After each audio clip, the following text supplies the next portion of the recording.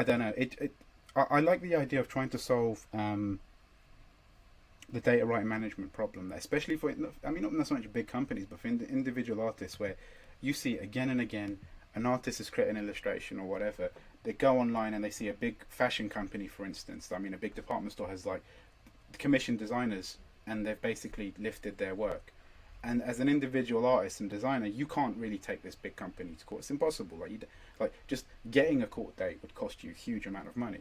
So having something like this tied, where there's like a clear ownership or copyright, I can see like the value of that. That you create a piece of work and you're trademarking it in this way, and then you own the ownership. So if it ever goes anywhere else, then you've got like a tangible, a digital signature rather of like the thing. Then that kind of makes sense to me, like as a form of copyright. But well, that's the thing with, like, you know, not to focus too much on blockchain. That's the whole value prop of a blockchain, right? It's a public ledger it's a record of everything. So it's like if Logan Paul sells it, it goes from a hash number user to another hash number of user. It's traceable of like who owns it. The other thing that I saw that's interesting on this space, and like kind of getting, I think this is like where it gets confusing, is that I'm with you that like, so there was I forget what band it was, but there was a band that released their album very recently as an NFT. So imagine you love that band and you're a millionaire and you bought the NFT. So you own the digital rights to that album. That is super compelling, right? Because there's one version and the digital copy of that album is yours. So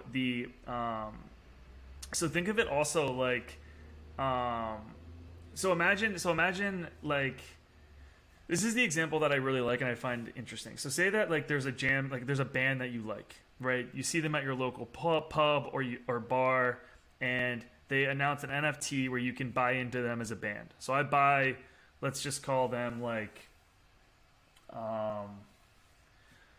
let's just call it like, you know, Pearl Jam for the sake of the example. So you see Pearl Jam at a bar, and you say, I'm going to buy Pearl Jam like a token for $100.